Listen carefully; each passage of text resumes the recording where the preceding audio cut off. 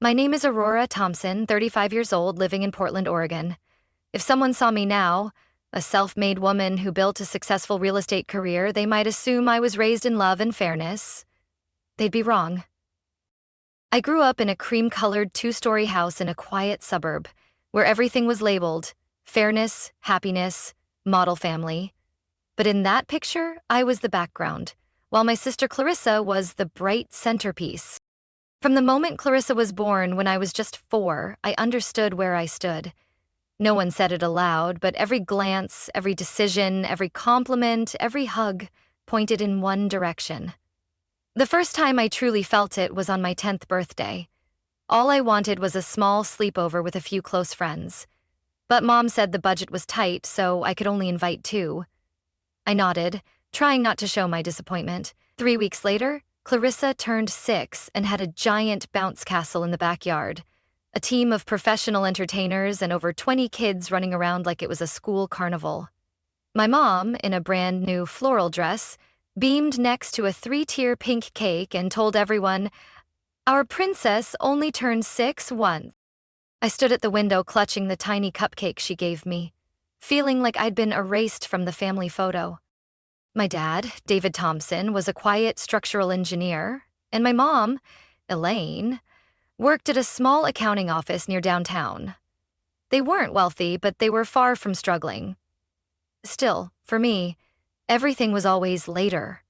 When I needed braces at 12 for my severely misaligned front teeth, Mom said to wait another year because the insurance will cover more. When Clarissa needed them at 14, she got them right away. "She's growing, can't risk her losing confidence," Mom said without even looking my way. I'll never forget the morning I turned 16, hoping for something meaningful, maybe a driving lesson or even just a homemade breakfast.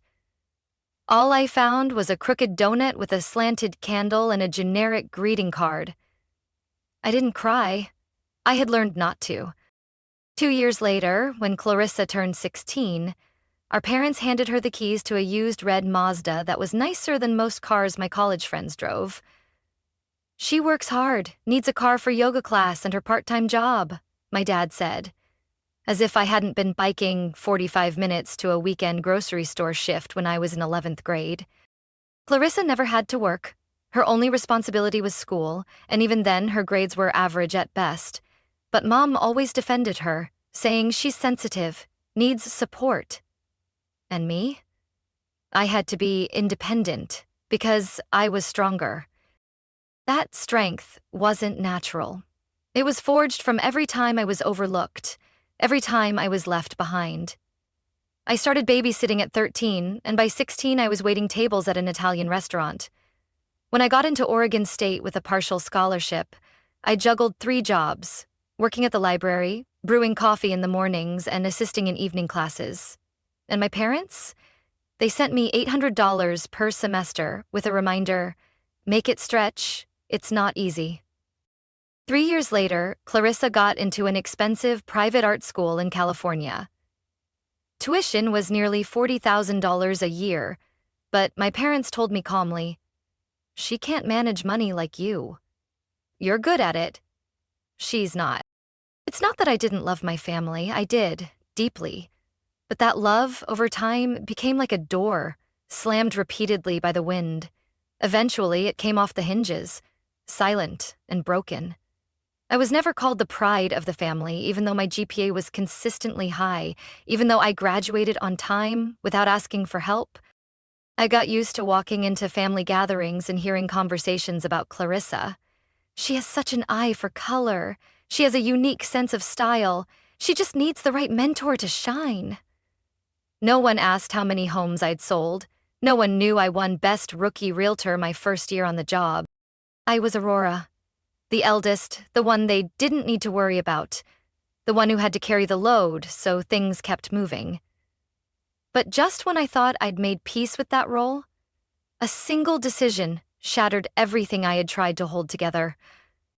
I had to choose: keep quiet or rise up and demand justice for myself.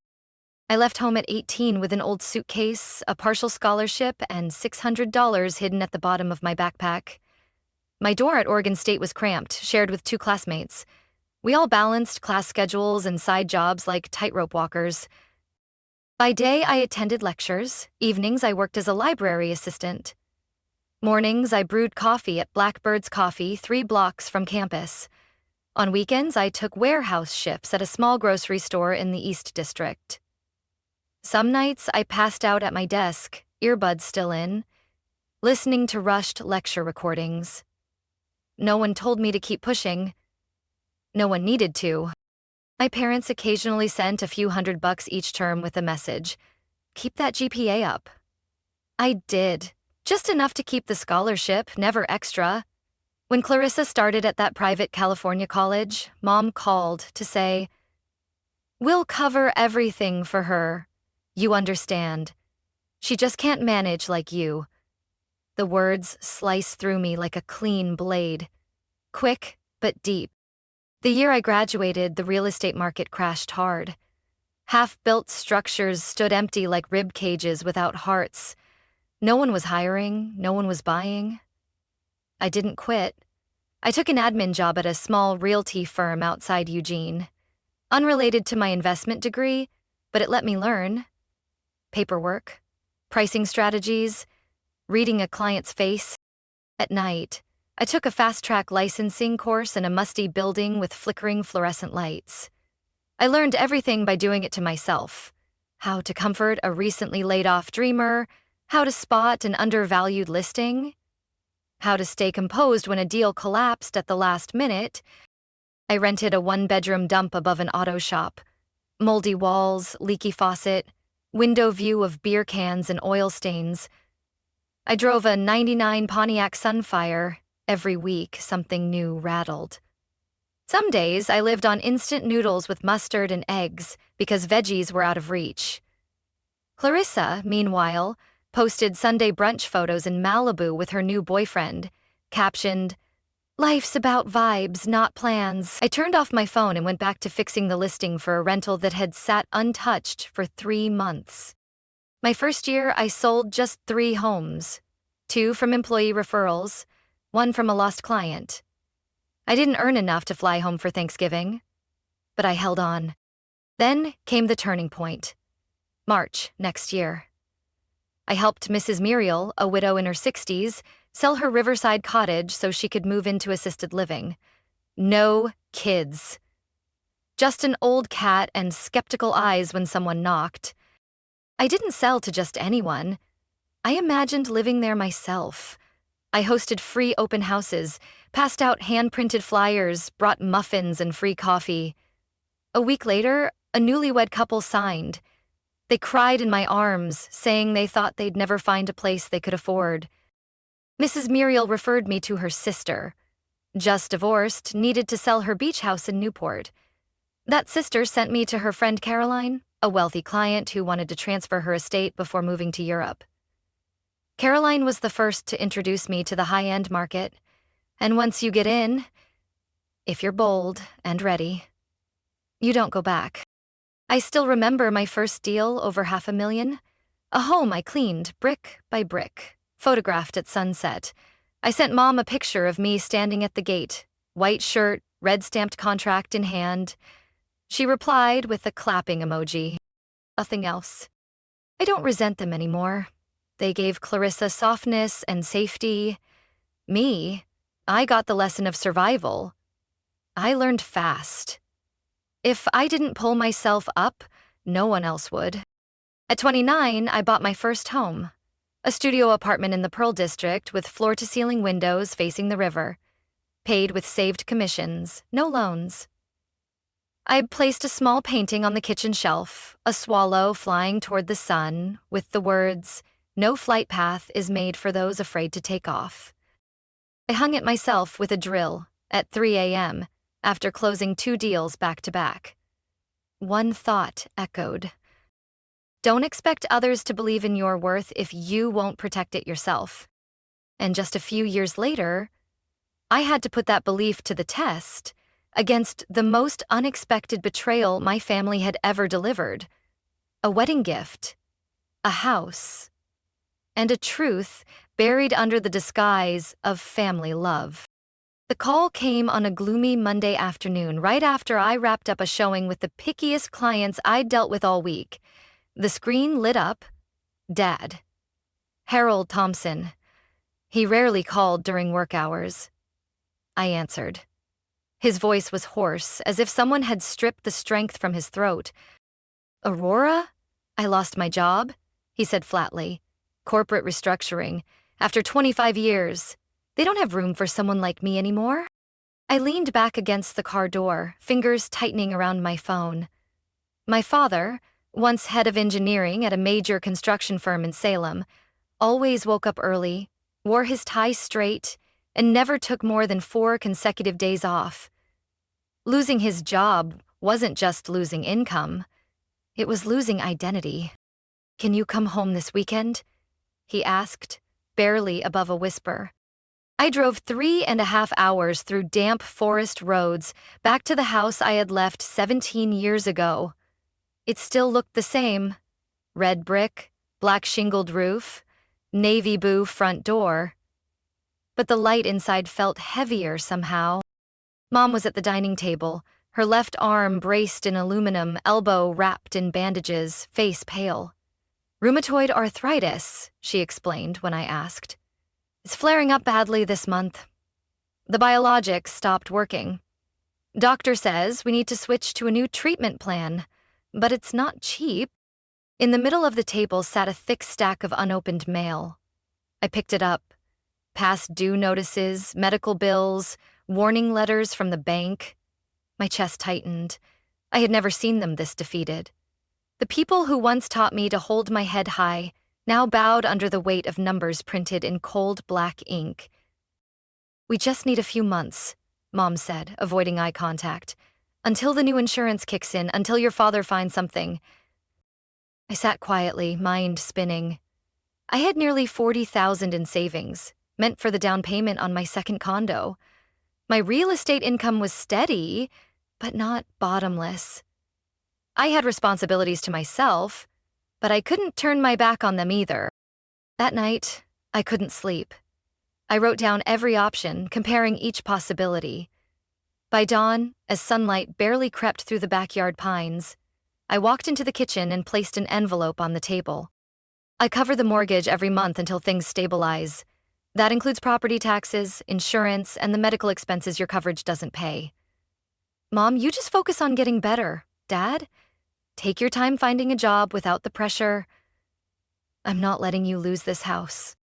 Mom burst into tears, gripping me like someone being pulled from the edge. Dad said nothing, but he stood, put his arm around me. We'll pay back every penny, he said, voice cracking. This house will be yours one day. It deserves to be your inheritance. That promise felt like armor against every financial fear I had. No paperwork, no clauses, just belief. That what I was doing mattered. I opened a separate account and transferred money monthly.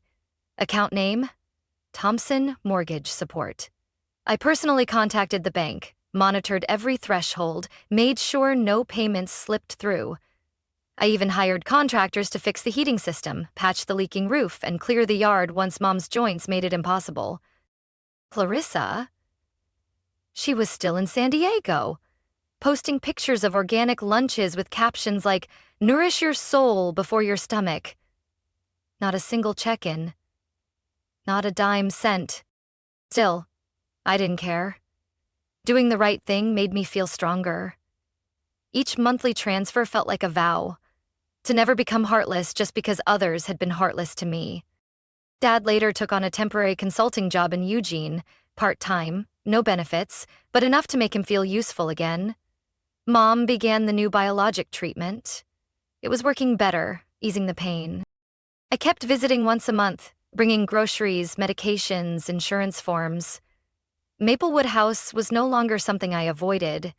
It became something I was determined to preserve. Then one day, Clarissa called. We're engaged. He's the sweetest guy. His family owns a restaurant chain in Colorado. The wedding's in June. Make sure you keep the date open. I congratulated her politely and hung up. I didn't know then that a decision made in under 30 seconds at one party would unravel every bit of trust I'd built for years. I never expected the one left out would be the one who kept everything from falling apart.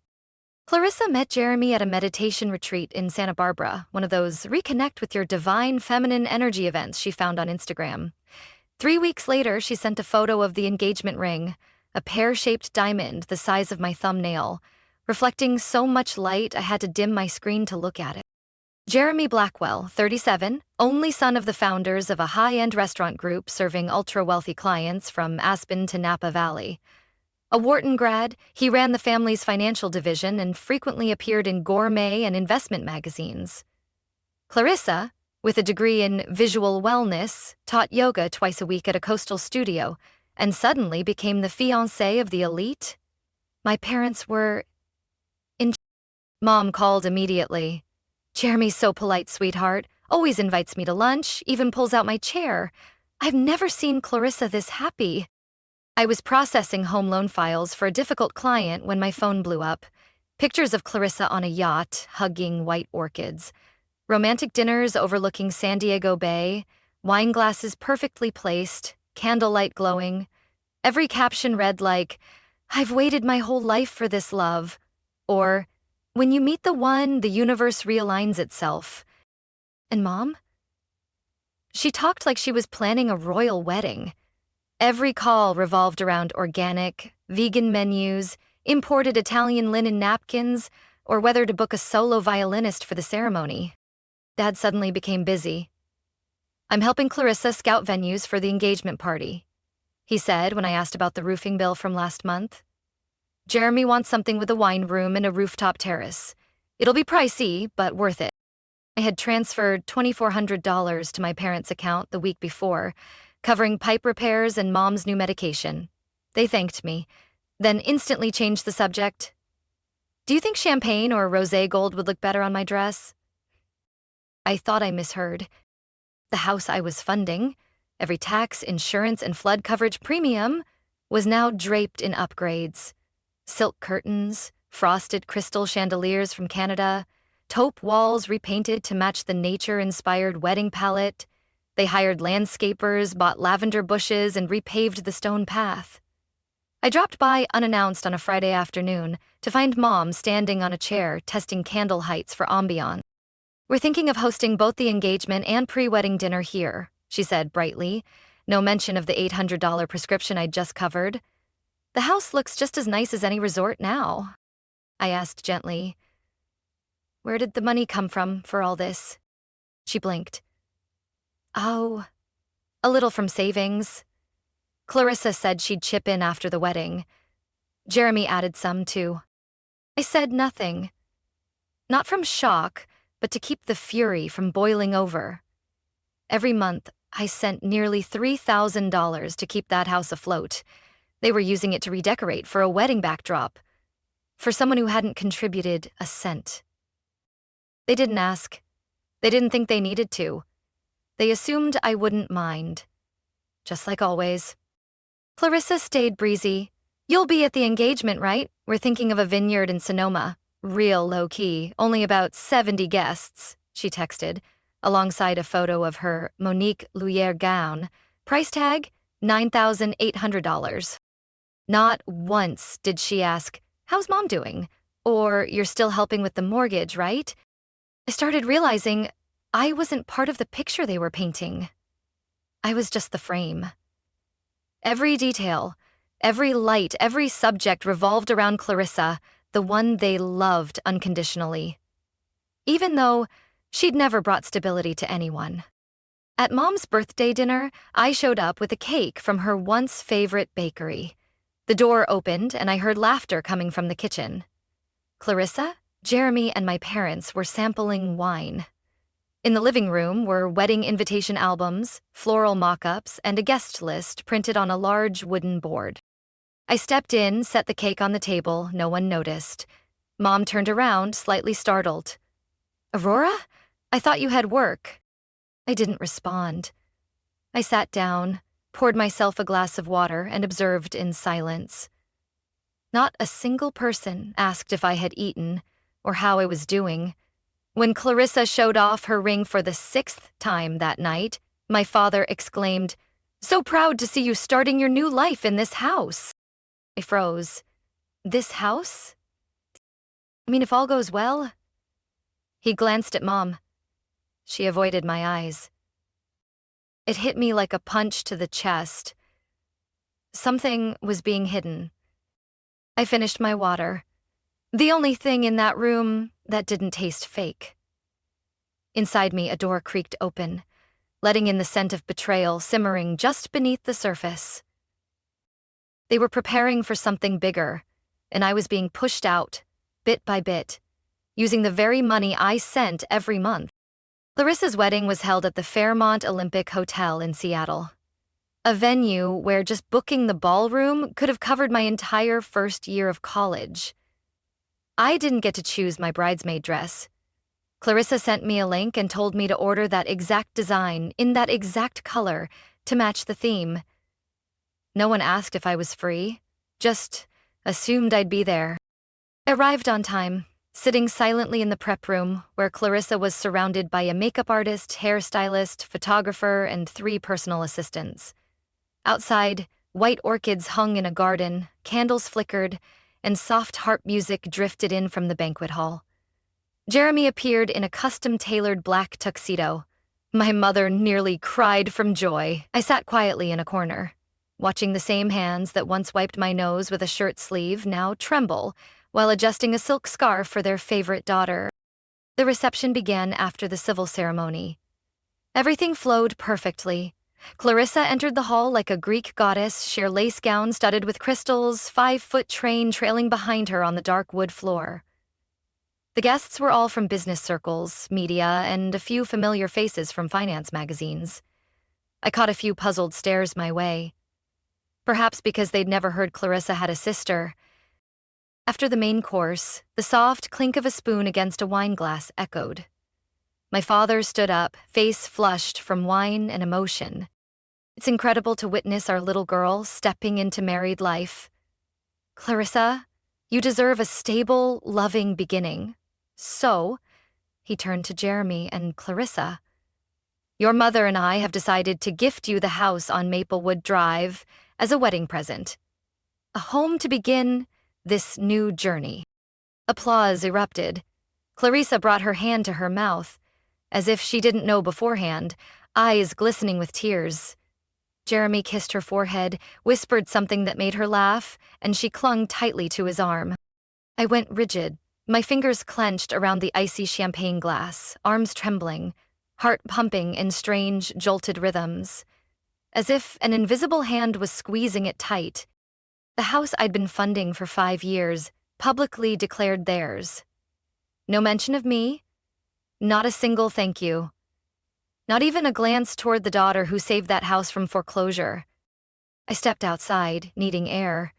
The June chill swept across the stone terrace, causing my thin bridesmaid gown to cling to my legs. I looked up at the star-filled sky.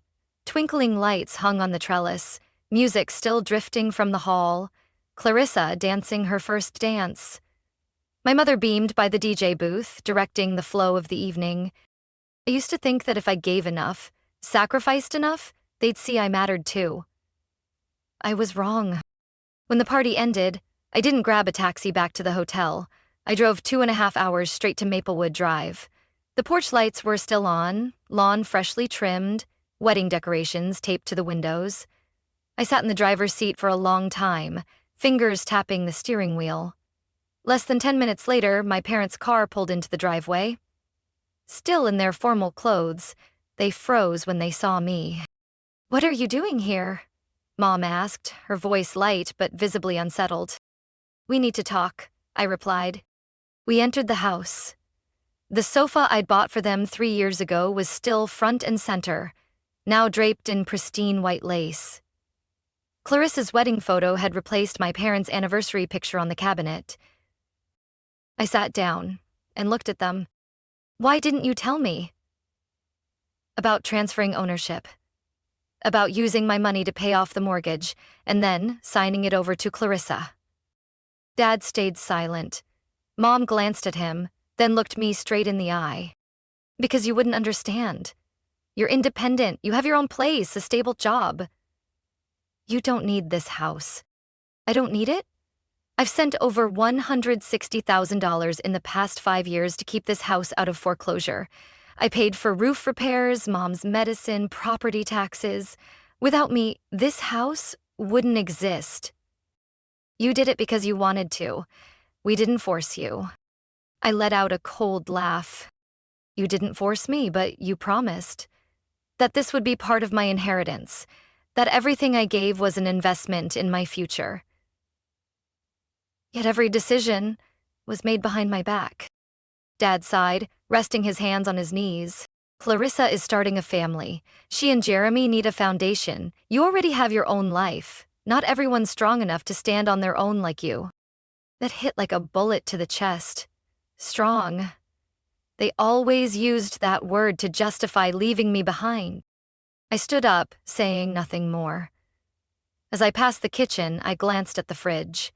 The same one I custom ordered in year 2 of my payments. In the left drawer, Mom's prescription label still sat. I had paid for that, too. I left the house at 2 a.m. Took nothing. Didn't look back. But once I got into my car, I opened my banking app and canceled every scheduled transfer. The next morning, I sent an email listing every expense. Subject line, 5-year payment breakdown.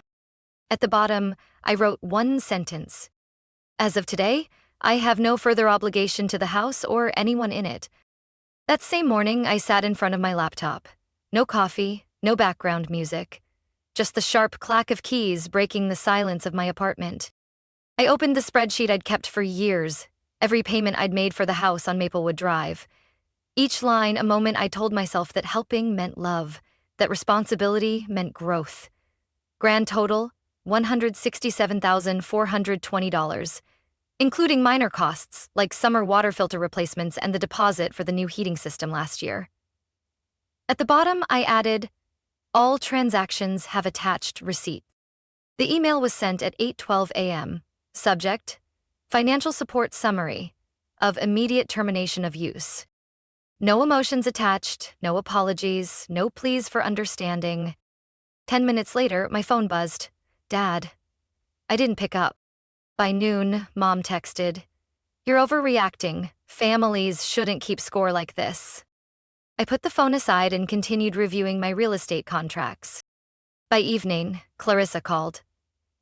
Her profile picture showed her on a boat deck, hair flying, eyes closed, captioned, aligned and loved. I hesitated at the answer button, then tapped. "You're being ridiculous," she snapped after the third ring, voice high-pitched and close to breaking. "Mom and Dad are devastated. Mom's been crying all day, and you send an email? Like you're collecting a debt." "I'm doing what I should have done a long time ago," I said, calm and clear. "I've swallowed too many forgotten promises. This time, I wrote them down." "Did you have to make a scene? Aren't you stable, making good money? That house, it's just a symbol." "Symbolic?" I let out a dry laugh. "A symbol you never paid a dime to keep, but were happy to receive as a wedding gift." She paused for a few seconds, then lowered her voice. "You're just jealous." That sentence slapped me in the face. "Jealous?" I repeated, enunciating each word. "No, Clarissa. Jealousy is wanting something you've never had. I had things, family, promises, trust, until they were taken from me like they never belonged to me in the first place." She sighed. "You're ruining everything." "No, everything's been rotten for a long time. I'm just the one pulling back the curtain." The call ended with a long beep. Clarissa blocked me right after, which didn't surprise me. The next 3 days were a flood of messages from distant relatives. People who never remembered my birthday suddenly cared about family unity. A text from Aunt Ruth. "Your parents are getting old. How could you act like someone outside the bloodline?" Another one from Uncle Paul. "Aurora, don't let money cloud your heart. I replied only once, with a group email attaching a detailed 5-year financial log, stating, "I'm not asking for anyone to take my side. I just ask that those who weren't there from the beginning not rush to judge. This is between me and the people who took money as if it were invisible." I blocked everyone who sent attacks.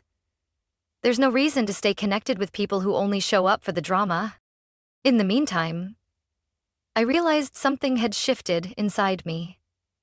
In the mornings, I no longer woke up with a tight chest. At night, I could read a book without checking my phone 10 times, waiting for a reaction from someone. I lived as if I had cleared out a house filled with toxic air. Each breath felt lighter.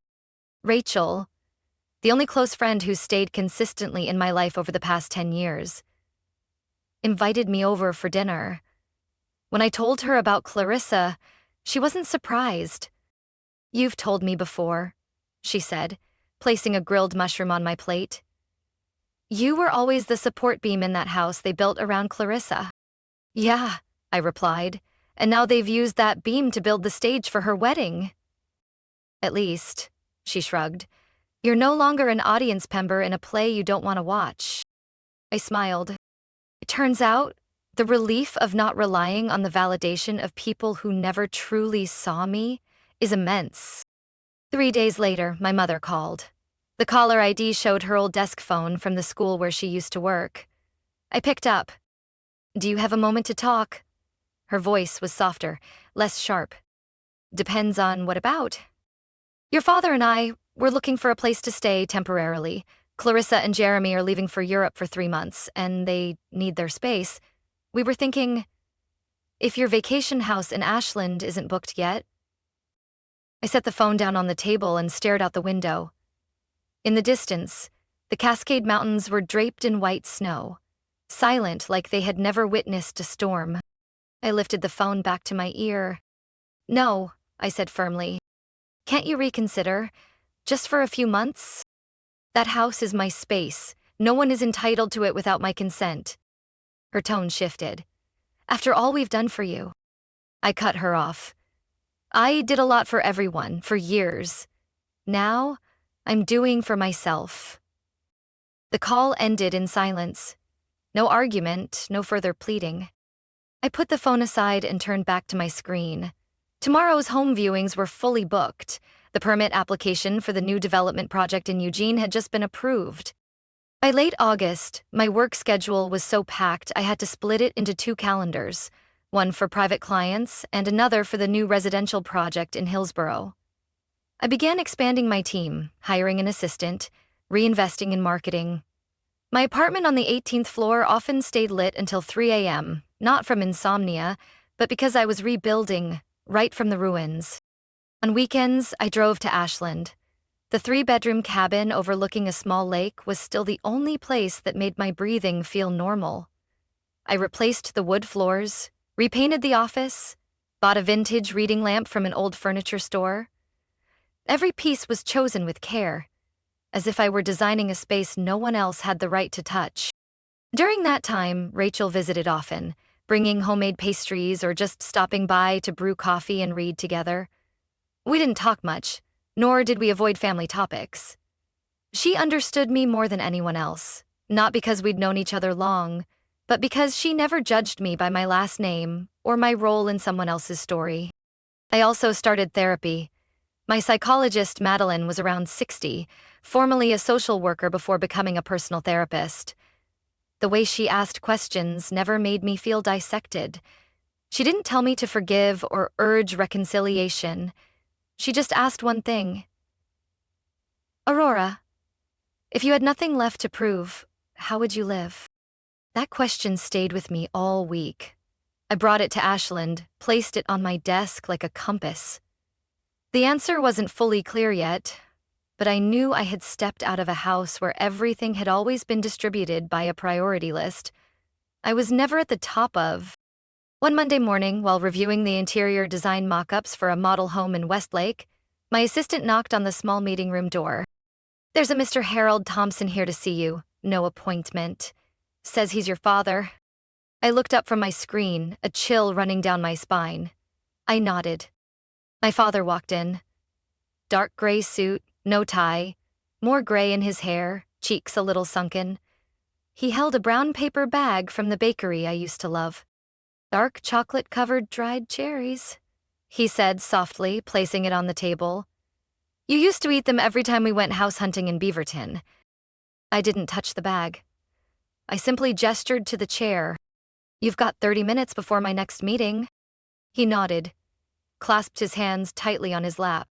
I didn't come to ask for anything, he began. I came to say something that should have been said a long time ago. I said nothing. The house, Clarissa, all of it, I was wrong. Not wrong for gifting the house, wrong for treating your contributions like they were automatic. I let your mother decide too much, and I stood back pretending to be neutral. Not pretending, I said evenly. You chose to stay silent. He looked down at the floor and nodded again. I used to think because you were strong and successful, you didn't need protection, didn't need someone to speak up for you. But that's strength. I was the one who created it. Not with love, but by leaving you to stand alone. I stayed silent, not interrupting. I wanted him to say everything he came to say. Clarissa's moved to Denver now, he continued. Jeremy's having legal trouble with his restaurant chain. They've had to scale back. The Maplewood house is empty now. Your mother, she just realized that a house doesn't hold anything together when the person holding it all isn't there anymore. I don't want to hear an apology on her behalf. She's not ready. I am. I've started individual therapy, just trying to understand why I let things spiral so far. Every week, my therapist asks, if you had the chance to start over from where you went wrong, would you have the courage to begin? Today, I chose to say yes. I couldn't tell if what I felt in my chest was anger, disappointment, or just plain emptiness. No apology in the world could buy back the 5 years I carried everything in silence while the family treated it like nothing. But something about the way he sat, unguarded, not pleading, made me nod. I'm not making any promises. But if you want to see me, as an adult, not out of obligation or title, I'm open to spending time. He smiled faintly, a smile that didn't hide regret or gloss over pain. Just the expression of someone relearning how to walk on cracked ground. Before leaving my office, he turned back.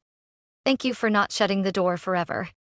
I didn't answer, but inside me, the door cracked open, on the condition that anyone who entered had to learn how to knock first. One October afternoon, my mother called, not from her usual cell phone, but from her old landline at school. I nearly ignored it, but something told me to swipe across the screen. She didn't beat around the bush. I want to see you. Not to explain, just to understand more. We met at a small Italian restaurant in South Waterfront, the same place I took her for her birthday when I turned 26. That night, she'd said the gnocchi tasted soulless. Today, she picked a table by the window, wore light makeup, and still had her wedding ring on. When I sat down, she smiled, but her eyes were worn by time. Are you doing okay? She asked, staring at her glass of water. I'm doing fine, I replied. She nodded slightly. Your father told me you saw him. I didn't answer. That's fair, she continued. He's softer. I held on to pride for too long. I looked at her. Pride doesn't save anyone when everything falls apart. She looked down, her fingers circling the rim of her glass. I thought if I gave Clarissa everything, she'd be happy. But all I did was dump my hopes and pressure onto someone who wasn't ready. And you? I handed freedom to and called it love. I stayed quiet. It was the first time she named what had happened for what it truly was. I'm seeing a counselor, she said quietly, every Wednesday. The doctor suggested I invite you to family therapy, if you're open to it. I nodded. No rush, no rejection, no forgiveness, just a nod. To say I'd built a fence instead of a wall. There's a gate, but it has a lock. The following month, I moved into a 3-story Victorian home in the Alberta neighborhood of Portland. I'd won it in a tight bidding war. Original oak floors, arched windows, and a backyard just big enough to grow herbs. I didn't need a big house. I needed one that I'd built for myself, free of anyone who ever denied my worth. My company thrived. I became the lead investor in a green housing project on the east side of the city. My team doubled. Rachel became Chief Operating Officer. We celebrated with a casual picnic. No expensive wine, no cliches, just avocado toast and real laughter. By year's end, I heard that Clarissa and Jeremy had separated.